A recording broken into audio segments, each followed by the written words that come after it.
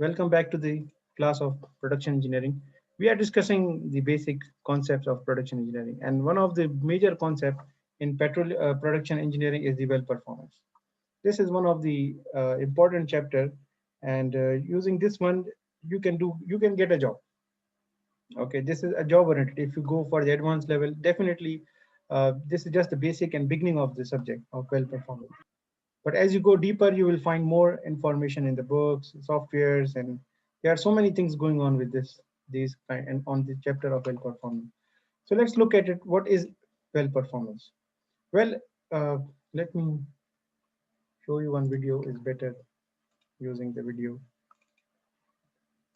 The production of oil and gas from reservoir rocks such as this requires that fluids flow through this formation into a wellbore.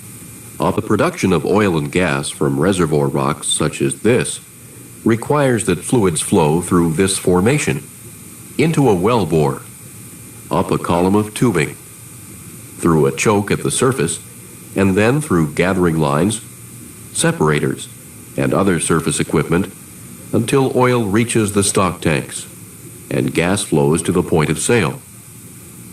The reservoir, wellbore, tubing string, artificial lift equipment, surface control devices, surface equipment, and gathering lines form a continuum, which we call the production system. The production of... Okay, we are discussing a production system. This picture is very nice. First of all, let's look at it, what it is showing. Let's look at the reservoir first. So in reservoir, we have three different fluids. This one, this one, this one, three fluids. So in this one, we have gas, we have oil, and we have supported by water. This is the thing. Then let's look at more what is going on with the artificial plumbing system.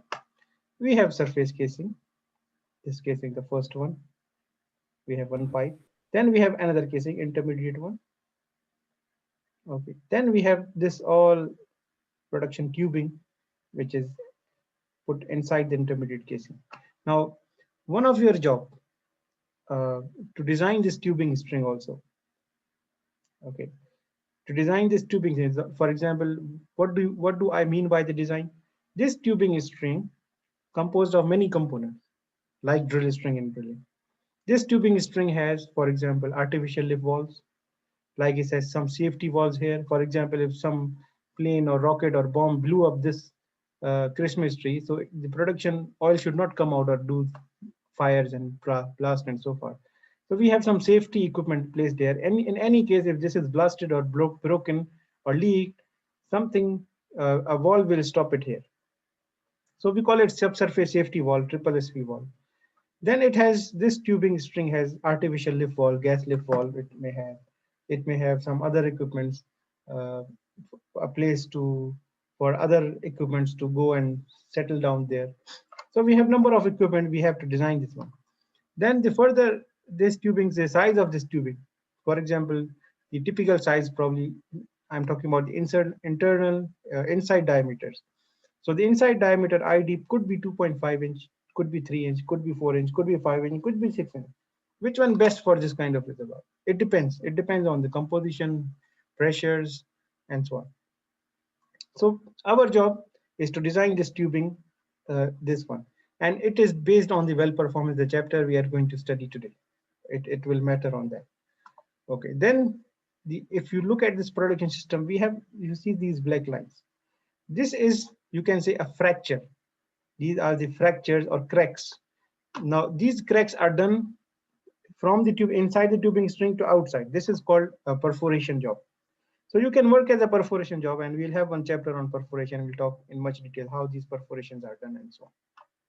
Okay, then, okay, for example, this oil, and if you notice that this fractures, they have created inside the oil reservoir, not in the gas, not in the water. Why? Because we want to produce what? Oil. That's why the fractures are there, so that oil can flow inside the tubing and go up to the surface. Now, as a production engineer, your another job is to design the separator, this vessel here. For example, what kind of size you want, which company and what size, and what you are planning to separate. And as I discussed in the previous chapter, it all depends on the drive mechanism, what kind of reservoir you're dealing with. Okay. Then also this one, Christmas tree, is also based on this tubing string and the pressure and so on. We do have a lot of calculation and softwares to perform those calculations. And after you have oil, you have those storage tanks. Then we have lots of different type of storage tank. It's again a complete different course which talks about those storage tank and facilities. Oil and gas from reservoir rocks such. Now, just keep in mind your objective here is to design this tubing string. So based on this objective, how we can achieve that, we will. This requires that fluids flow through this formation into a well bore, up a column of tubing, through a choke at the surface, and then through gathering lines, separators, and other surface equipment until oil reaches the stock tanks and gas flows to the point of sale. The reservoir, well bore, tubing string, artificial lift equipment, surface control devices, surface equipment, and gathering lines form a continuum, which we call the production system. Okay. Now I will start with the lecture and we see how we can develop our concepts to that. Okay, before we look for the designing of tubing string, let's look at the 4 different stories. For example, the type of fluid in the reservoir. So you must know about that. What kind of flow regimes are expected in the reservoir? We need to know that. What kind of geometry of reservoir we are dealing with? Reservoirs do not have a same geometry. We need to look what is going on and how many fluids are flowing from reservoir to the surface. So we look at all of them in different details, and then we build up our concept of IPR and so on. Let's start with the types of fluids we have. We have 3 fluids, as you know: gas, liquid, gas, oil, and water. Now, when we say incompressible fluid, what is the incompressible fluid? Anyone? What is incompressible fluid? It's simple. Fluid that cannot compress means the volume do not change. Slightly compressible means the volume change a little bit. Compressible means there's water. Yeah, incompressible is water. Slightly compressible is oil. And compressible fluid, we say gas. But in reality, all are compressible under high pressures. There is no incompressible fluid exist in the reservoir. Why we are saying so? Because the reservoir has very high pressure, high temperature. So in such condition, there's no incompressible fluid. But in order to develop the equations, we have to consider the incompressible fluid as a beginner, because they make our life easier when we develop the incompressible fluids. Okay, now let's look at some of the videos on compressibility. For example, look at this one. Now this is what they are trying to do. They are pressurizing this one.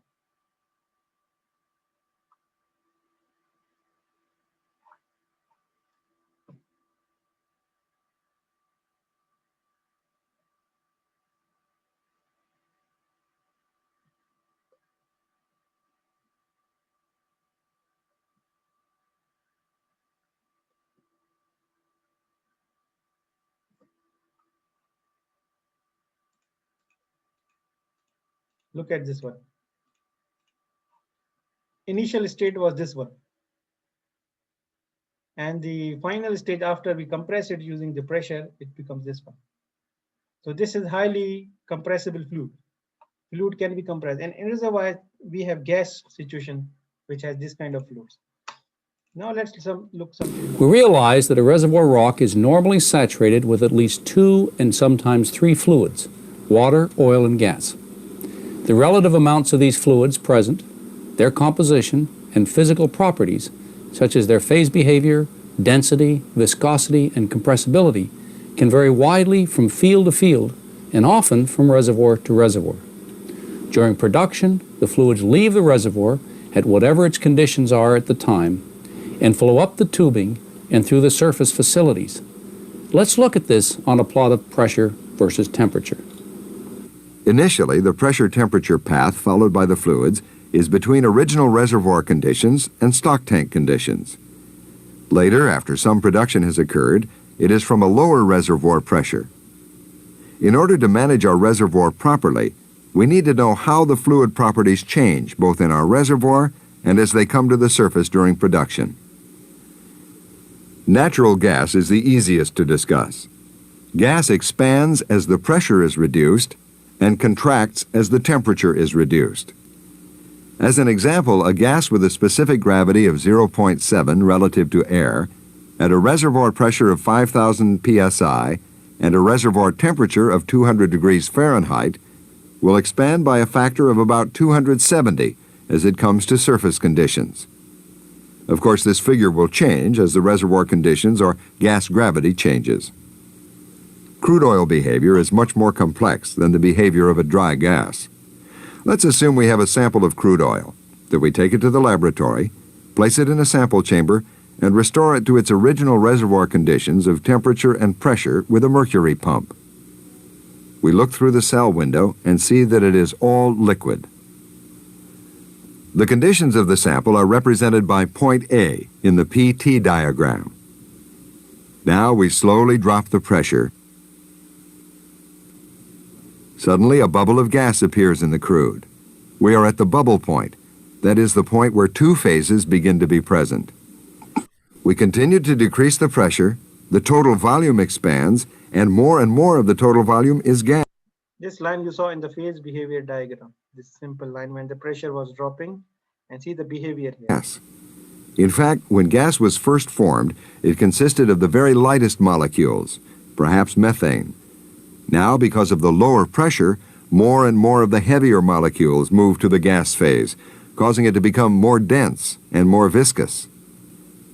The oil, having given up lighter hydrocarbons to the gas phase, has also become more dense and more viscous.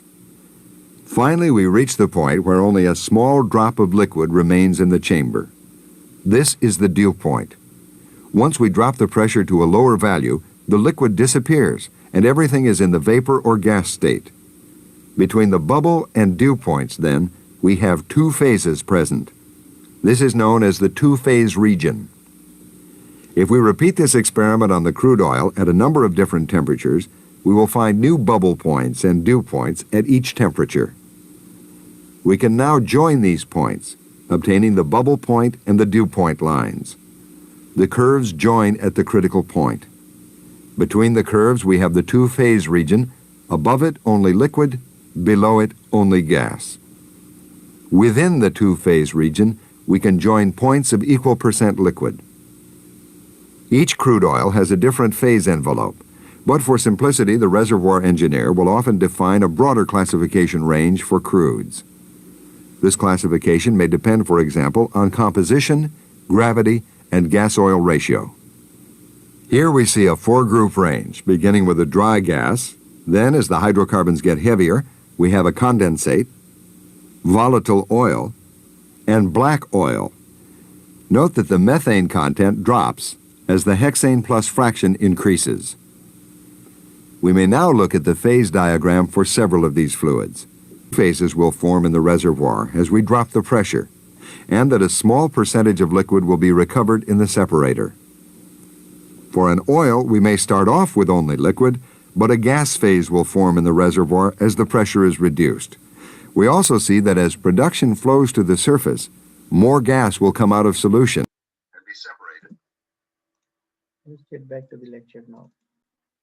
Okay, we are talking about the compressibility, and compressibility that you saw in the previous video is original volume, change in volume. You saw that the change happened, and change in pressure.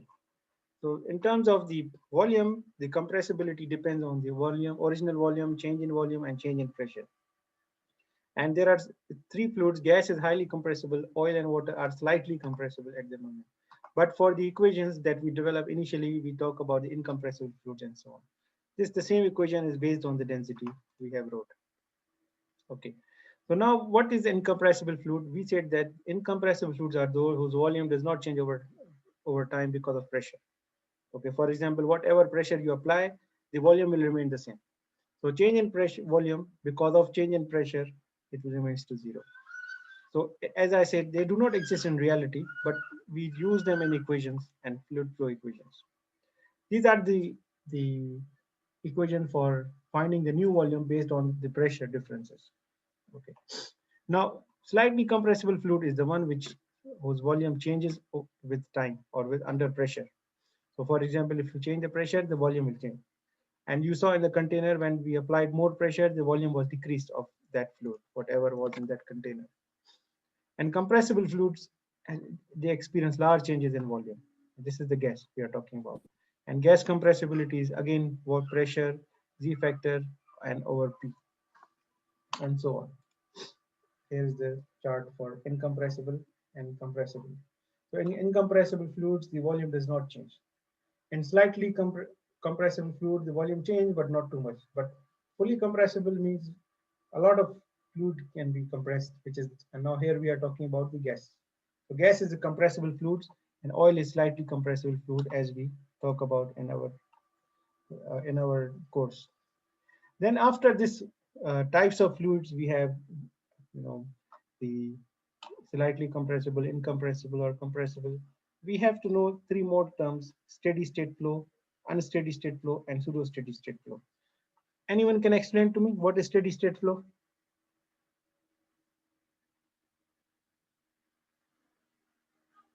Okay, anyone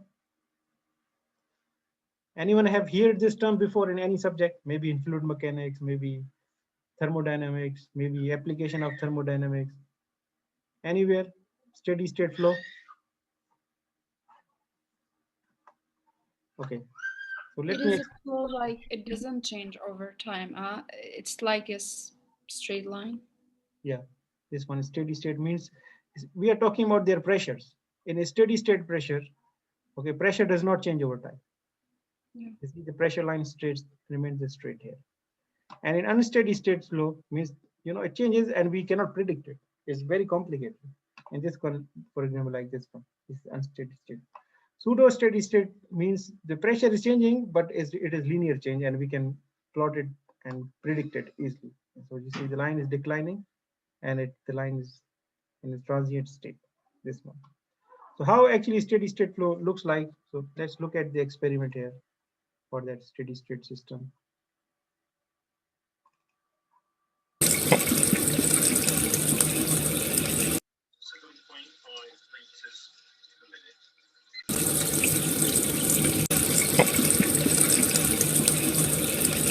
.5 liters per minute.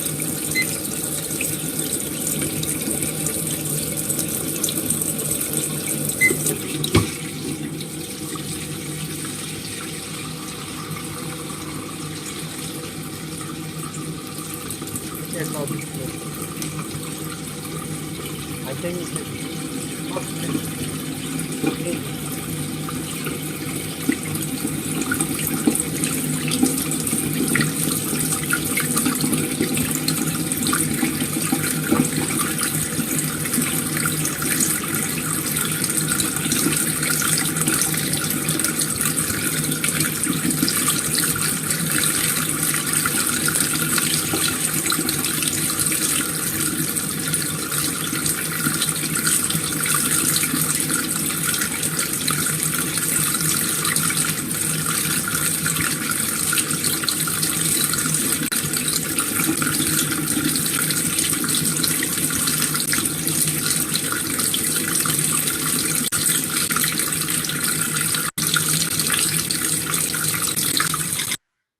okay. In this case, 5 liters.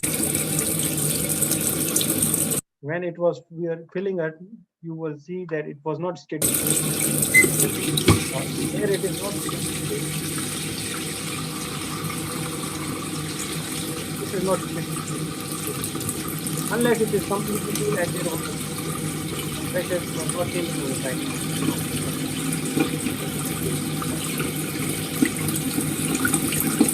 But then the level reaches, then it becomes steady. From here onwards, it is not changing.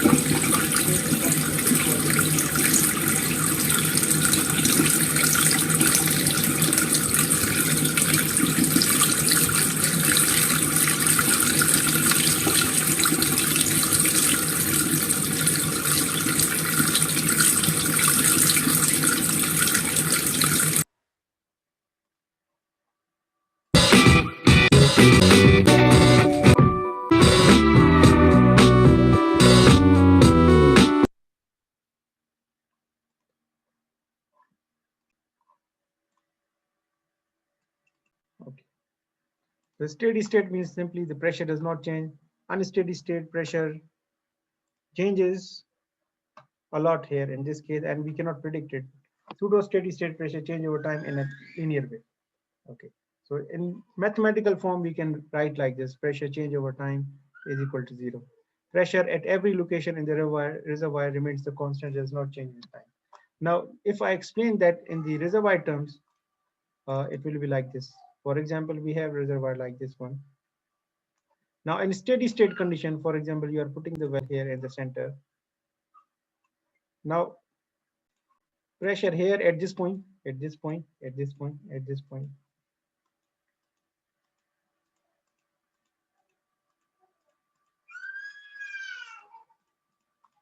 Here.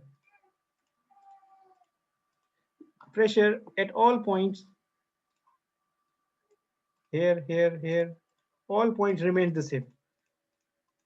At all point does not change at any point.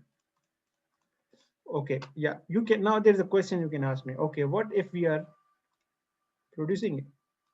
We are producing it here. Let's say we are producing 200 barrels per day. Then if you are producing per day, it means that the pressure has to change.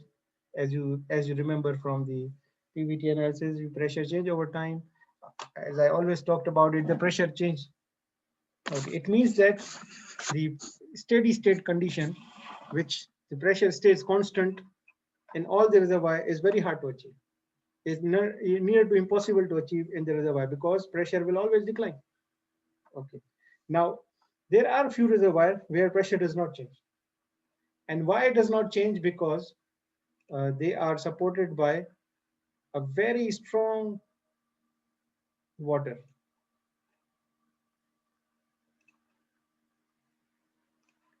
Yeah, they are supported by a very strong aquifer. So whenever you produce some oil at the top, you are producing this oil at the top. This is moving upward.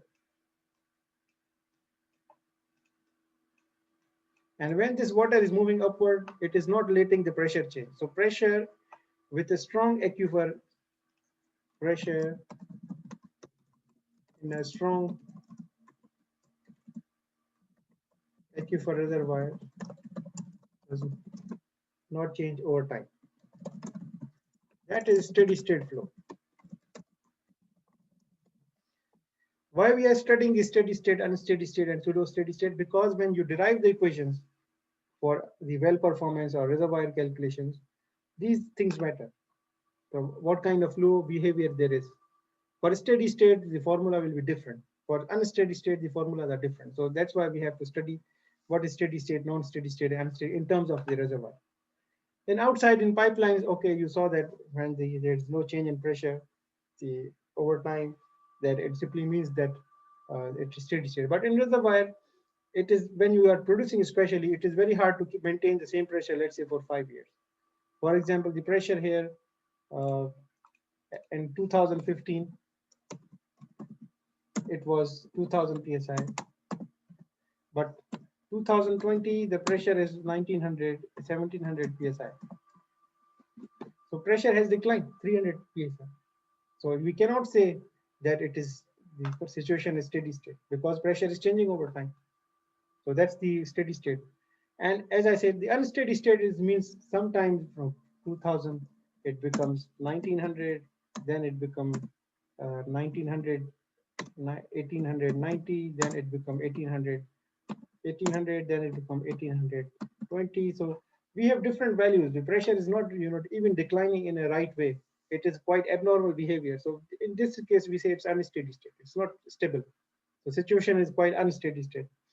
And pseudo steady state is the one pressure is declining, but you can predict it. For example, each year there's a decline of 15 psi. So this becomes 1950, then this becomes 1900, then this becomes 1850, then this becomes 1800.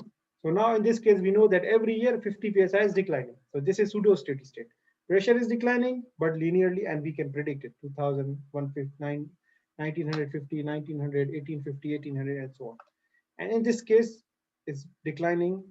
Unsteady state means decline, we don't know how much it can decline. So the situation is unsteady state in that case. So in normal conditions, we have pseudo steady state or conditions or unsteady state condition, not this kind of condition that we are here talking about. Okay. Now here is the unsteady state, means change in pressure. Okay, over time changes, but we are not showing that exactly what it can change based on position and time, and we really cannot predict anything what's going on. But pseudo steady state is the one changing, as I showed you, per year 50 psi, let's say. So it is changing, but we can predict, we can know that every year linear, it's a linear decline, which is 50 psi, and so on. Okay.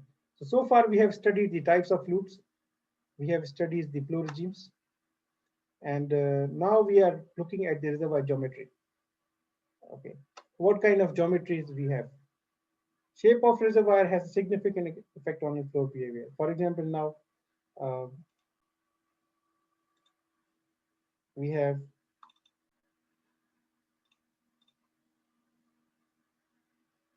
well like this one. The fluid, and again we have reservoir, looks like this one somehow. Okay, now how the fluid is behaving. For example, the fluid can flow only in this direction, straight direction. And straight, just as you see, as a linear fluid in one direction. In this direction.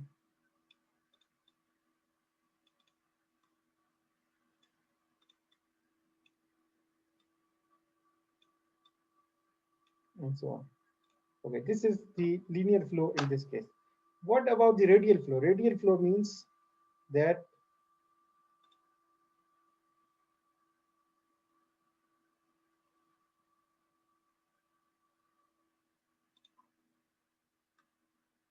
we have this well here. Okay.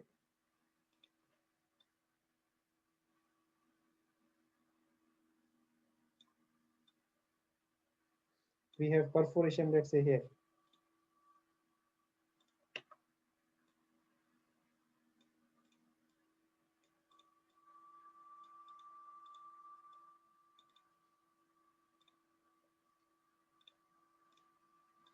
Now in this case,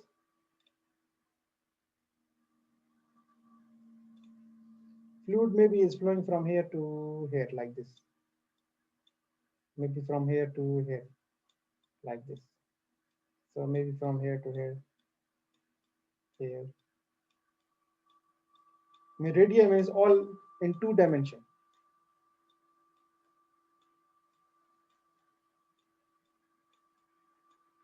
Okay, in this one there was no 2 dimensions, there are only the straight lines.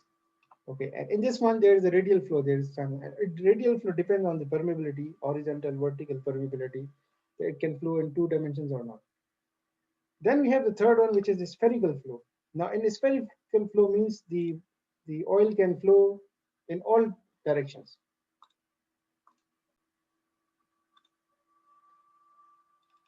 Okay, third one is spherical one, means from all sides, any side it can flow. So here is the radial flow. Look at this one. So it is flowing in 2 dimensions from all sides of the well. It can flow. And in linear one, only 2 sides, this side or this side. Linear flow, and here it's all sides. And in the spherical one, here is the linear flow, only in 1 dimension, which we are talking about in Darcy's law also.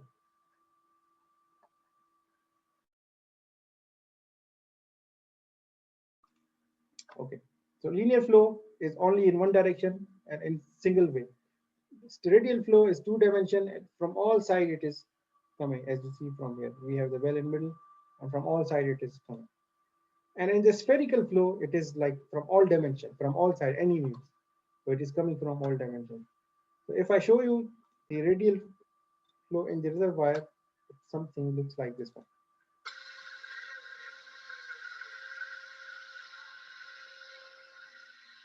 And then it is only 1 dimension. One direction.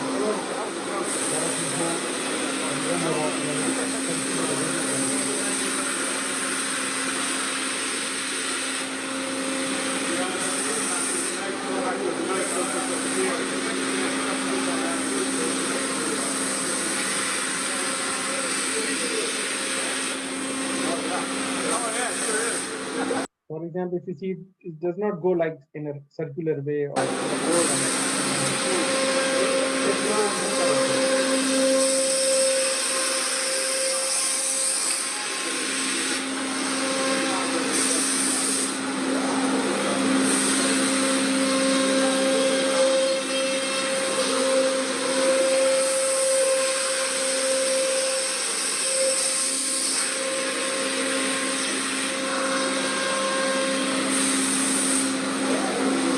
For example, if you ask him to make a circle, this machine cannot, because this machine is only in linear direction, a straight line. It just follows a straight line, as you see here.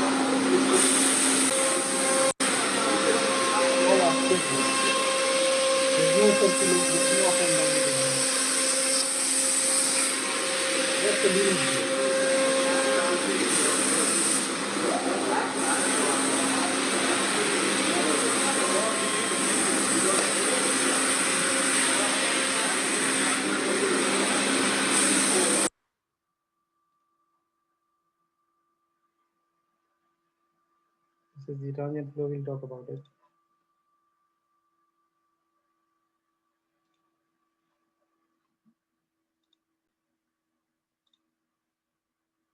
Okay, so far any question? We are just talking about the basics of the property that we are going to encounter in the reservoir. Types of fluids. We have compressible, incompressible, and slightly compressible.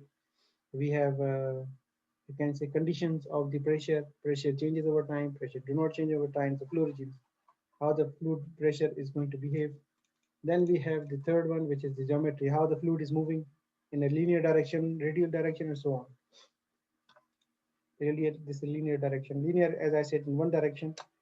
Radial means in two direction from all around, and the spherical means it is coming like a cylinder from all sides. Here it is. So spherical means in all direction, anytime it can come, and so on. So we have to identify what kind of flow we have in the reservoir. Then in the reservoir fluids, we have single phase. It can be oil, can be water, can be gas. So we can have the dry gas reservoir, which has only gas, or we can have the only black oil reservoir, which has only oil. So it can be, the reservoir can be single phase, can be two phase, and can be three phase. This all depends, because you need to know all of these properties of a particular reservoir so that you can design the production system and surface facilities. And for the reservoir engineers, they do their calculations based on this. That's why we want to know what kind of fluid we have, what is the state pressure behavior, is it steady state, unsteady state, pressure is changing, not changing, what is the flow regime we have. So all of these things we have. So overall, for now, we have types of fluids. We have incompressible, compressible, slightly compressible. We have phases, one phase, two phase, three phase. We have different flow regimes, unsteady state, steady state, and pseudo steady state. And we have geometries, different radial, spherical, and linear, and so on. Now we talk about the well inflow performer, which is used for in the production designing and so on. Now let's look at the production system. We want to design the production system which starts from the reservoir and reaches to the surface till the separator. From the separator ahead, we just process it and so on. Now, as a production engineer, our main job is to design this tubing string as well as we optimize this production system. Maybe pressure is declining, so you keep optimizing it every time. One of your job as a production engineer in head office is to define and optimize this production string again and again. Now, this is not our job to touch the reservoir. This is the job of the reservoir engineers who manages this reservoir. Our job is to manage this production system. We are responsible for this system. Now let's look at it when we have the reservoir from here to the surface, how the pressure loss occurs. Let's look at this diagram. This is the most important diagram in production engineering. You will see this also in your midterm. This question is a midterm question. You have to draw all this diagram along with all these equations in the exam. Okay, now I'm going to explain right now how this diagram works. For example, now look, let's make it simplify. We have this reservoir here. Okay, it has a tubing string here. Okay, from the tubing string here we have the flow lines ahead, and it ends up with the separator. These cross section which you see here, we call them the pecker, and they do not let the fluid go from inside the outside of the tubing string. The oil must flow from inside the tubing string, because outside they are blocked with those peckers and so on. Okay, now let's look at the reservoir pressure. This is the reservoir pressure. Let's say the reservoir pressure is 3000.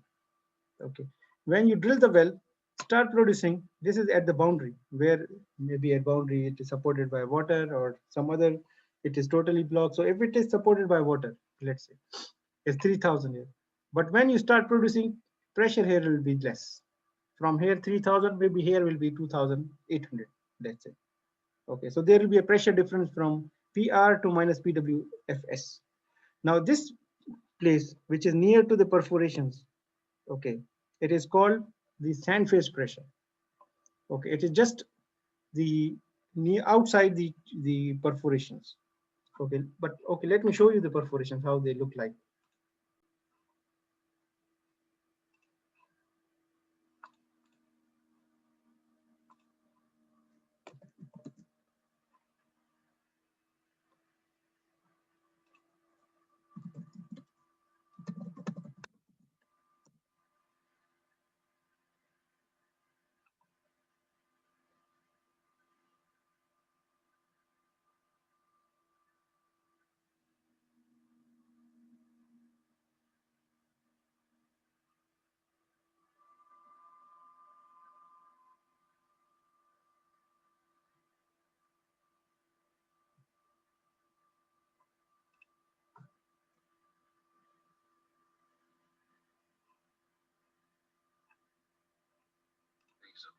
And the subsequent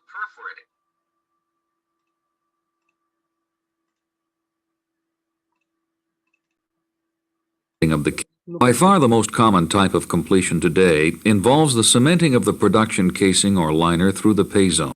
We have the casing and we cemented it. Now the well, the hole you drilled has no communication with the reservoir. This is the reservoir. Why? Because you put the casing there and you put the cement on it. So how can you produce inside it? So now you need to again fracture it, break it, this casing, so that the oil from this reservoir can flow inside. For that, what you do, you have a gun. You see, it is connected with the wire. This gun goes down. It has holes you can see here. They have the bullets. They have the very charged HDX, RDX bomb bullets, like very explosive material they have. And what these bullets do, they fire them from the surface so that they can make a hole inside those casings. And the subsequent perforating of the casing and cement using shaped charges. So what you see now, the perforation gun fired the bullets and bullets went inside this one. Now there is a hole inside the casing and there is a communication between reservoir and the. So perforations actually are the fired bullets, and in order to create a communication between the reservoir to here. This is the cased and perforated completion. This completion type allows us to select the sections of the pay zone we wish to produce, stimulate, or plug off. The cased and perforated completion is generally safer to accomplish and may be cheaper due to reduced rig time. Such There's one more nice video I just consisting of a cylindrical hollow steel charge carrier, which is retrieved, or using tubing conveyed, may be perforated in several ways. Using conventional casing guns run into the well on electric wireline through wireline pressure control equipment. Using through tubing guns run into the well after the tubing has been installed. Or using tubing conveyed perforating guns run on the bottom of the tubing string and detonated using mechanical, electrical, or pressure-activated firing mechanisms. Also, the delivery system for placing the shaped charges at the proper location via wireline may be categorized as one of three possible types. These are the guns. Retrievable, consisting of a cylindrical hollow steel charge carrier, which is retrieved after firing and may then be discarded, as in the case of scallop guns, or reused several times, as in the case of port plug guns. Semi-expendable, in which case the perforating charges are conveyed into the well on a retrievable metal or wire carrier. Got the bullets. Or fully expendable, where the charges and carrier linkage disintegrate on detonation, and only the wire line is retrieved. Generally speaking, the larger diameter casing guns run via wire line will carry larger charges and thus give larger perforation diameters and greater penetration depths than the smaller through tubing guns. Through tubing perforating, however, is a more practical method for underbalanced perforating than using conventional casing guns, and underbalanced perforating can help maximize productivity. Tubing conveyed perforating seems to provide a means to combine both the larger high-performance guns with the flexible pressure conditions. Okay, it's enough for perforation for now, and we will get back to you in this perforation when we will talk about the perforation exclusively. So for now, I'll go back to the lecture because we are designing the tubing string. Okay. Now, as you see that we said that from the reservoir pressure, when the fluid is moving towards the wellbore, there is a drop in pressure. So that drop, we write it here, from reservoir to the sand phase flowing pressure, loss in hydrocarbon pressure inside the reservoir. This loss in pressure, we as a production engineer, we are not concerned with this one, but there is a pressure loss which can be improved by stimulation, acidizing, fracking, and so on. Now, from this sand phase flowing pressure to inside the tubing, okay, there is again a pressure loss because there is a restriction, and this depends on the size of perforation, what perforation you are doing, how many holes you are creating, and so there will be a pressure loss from here to the sand phase, from sand phase to inside the tubing wellbore. Okay. Now, again, this is the second pressure loss which we are going to expect from the sand phase to the inside. So loss across the completion, we call it here. So this is from the outside sand phase constitution, and this is inside the completion, inside the well. So the pressure loss occurs here at the same point. Now, the third pressure drop, it can occur because you have installed some equipment here inside the tubing string, okay, and it has a restrict diameter. So it could be like gas lift valve, it could be any other landing nipples or other equipments. So there is a chance of the low restriction that pressure will be lost inside the tubing here at this point. So it's loss across tubing or any restriction you have. Then, as I said, near the wellhead surface, we have safety valve nowadays. And this purpose of the safety valve, in case there's a blast or war or something and happens at the surface, or somebody just break this Christmas tree, so oil will not glow, and there will be no fire or smoke and so on. So this triple safety valve will shut the well from here and keep the well all protected. So next time when you can come and fix up your wellhead Christmas tree and start a production again. So this also, there is some pressure loss here because of the restriction of the diameter. So pressure can be lost from reservoir to the sand phase, from sand phase to inside the completion via perforations, and from the completions it goes through the, let's say, gas lift valve, the pressure is reduced, from gas lift to this triple SV valve is reduced. So we have number of points, and from here to the surface, when it reaches to the Christmas tree, again the pressure has declined. So this is what we have to know, delta P5, which is the pressure decline. Then from here to the separator, again pressure decline. So all these pressure losses are written here, 6 pressure drops mainly. From reservoir to the sand phase, from sand phase inside the perforation, from perforation to the, you as a production engineer, you keep track on the wells. You look at it like where the pressure can be dropped. We do not want to reduce the pressure loss. We don't want pressure loss, because if the pressure loss occurs, it means you will have less production, and there will be less force for the oil to flow. Again, this depends on the type of reservoir you have, drive mechanism you have, but you keep track on these pressure losses and try to minimize them. That's one of your job, to minimize the pressure losses inside this tubing string and so on. Okay.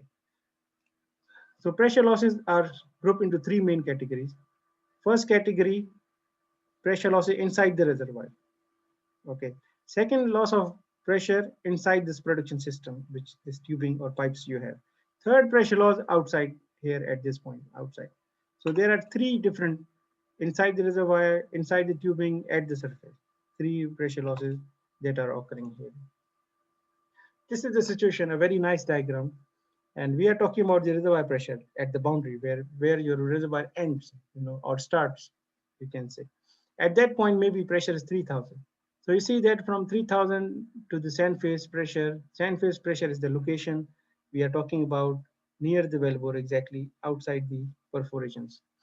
Yeah, so here you can see the sand phase. From sand phase, pressure is further reduced inside the tubing, and at the tubing restriction, further it reduced, safety valve further reduced, at wellhead it further reduced until the separator become 14.7 psi or 100 psi. So the journey from 2000 psi to 100 psi. Now there are so many ways you can reduce this pressure losses, and one of your job is to keep track where the pressure is. We are losing this pressure. So we have sensors, we keep monitoring the pressure, and we look at where the pressure are lost, and then we try to change the equipment so that minimum pressure should be lost, and we produce under high pressure and under high condition and so on.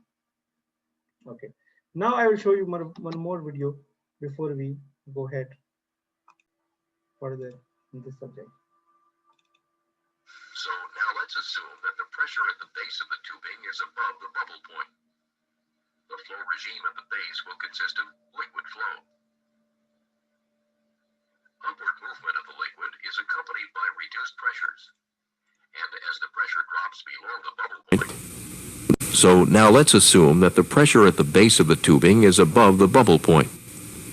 The flow regime at the base will consist of liquid flow. Upward movement of the liquid is accompanied by reduced pressures, and as the pressure drops below the bubble point, gas bubbles begin to form.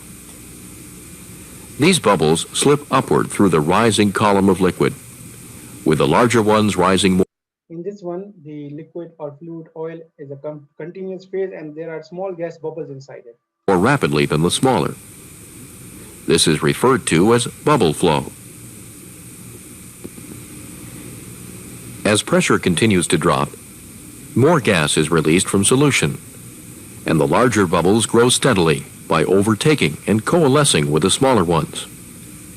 Eventually, a stage is reached in which the larger gas bubbles fill almost the entire cross-section of the tubing, and as they move upward, carry between them pockets of oil containing small gas bubbles.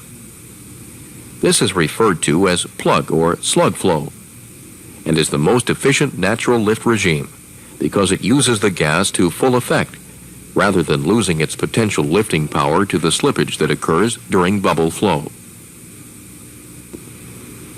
Higher in the tubing, at even lower pressures, the gas breaks through and forms a continuous channel in the center of the string, with oil moving slowly upward in an annular ring on the inside wall of the tubing.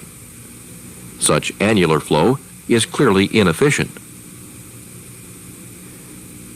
Finally, if the tubing is of considerable length with a large pressure drop from the bottom to top, the annulus of liquid will almost disappear, leaving only the flow of gas carrying with it a mist of liquid droplets. Now we have what is called mist flow, and it is characteristic of many wet gas wells or condensate producers. So now imagine this is our tubing string we are trying to reduce, and as I said, the pressure will be lost. Pressure will be lost from the reservoir to the sand phase, from sand phase to inside the completion, from this one to the inside this tubing, from the, let's say, gas lift valve or other valve, then the safety valve and so on. So pressure from the bottom will start declining when it moves towards the surface. So when the pressure starts declining, and if you are dealing with the reservoir which has gas and oil together, so you will expect these kind of flows, maybe liquid flow, depends on the composition. In the laboratory, you must check at what pressure, what kind of flow can exist. You have bubble flow, slug flow, because your tubing will be designed based on that, on your system, that what kind of flow you are going to expect. Liquid flow, bubble flow, slug flow, annular flow, or mist flow. So if you want... At the base of the tubing is above the bubble point. The flow regime at the base will consist of liquid flow. Upward movement of the liquid is accompanied by reduced pressures, and as the pressure drops below the bubble point, gas bubbles begin to form. These bubbles slip upward through the rising column of liquid, with the larger ones rising more rapidly than the smaller. This is referred to as bubble flow. As pressure continues to drop, more gas is released from solution, and the larger bubbles grow steadily by overtaking and coalescing with the smaller ones. Eventually, a stage is reached in which the larger gas bubbles fill almost the entire cross-section of the tubing, and as they move upward, carry between them pockets of oil containing small gas bubbles.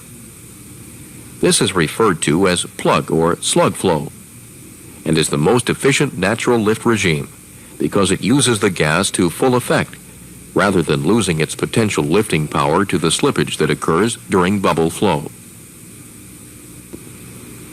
Higher in the tubing, at even lower pressures, the gas breaks through and forms a continuous channel in the center of the string, with oil moving slowly upward in an annular ring on the inside wall of the tubing. Such annular flow is clearly inefficient.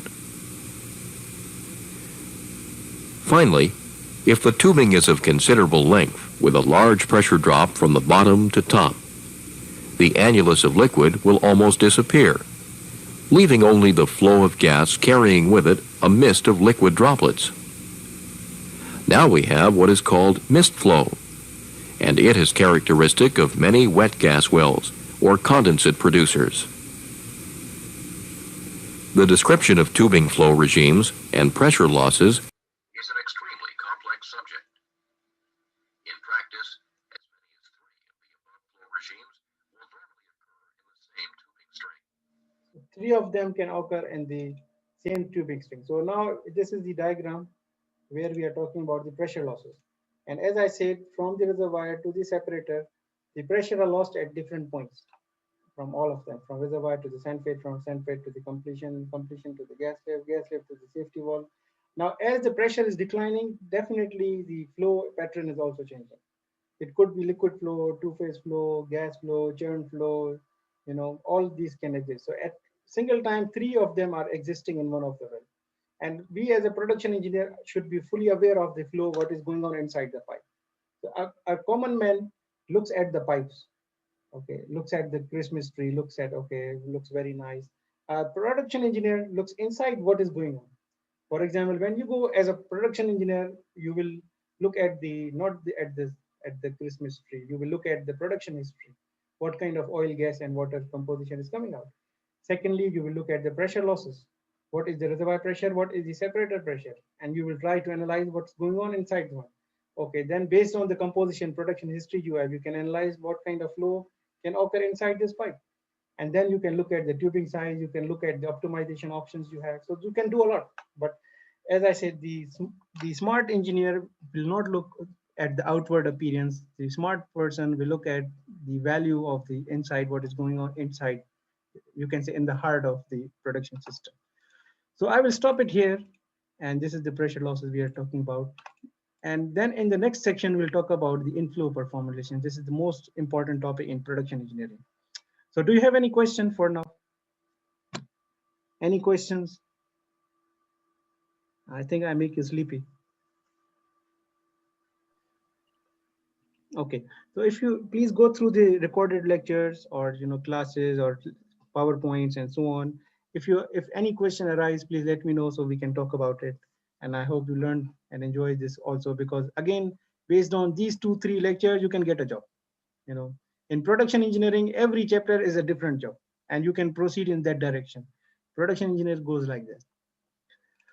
Okay, so can you post the lecture? Yes, I'm going. Slide for this one. Yes, I'm going to post it. Okay. Okay. Okay, then have a good day. Have a good day, sir. Thank you, sir.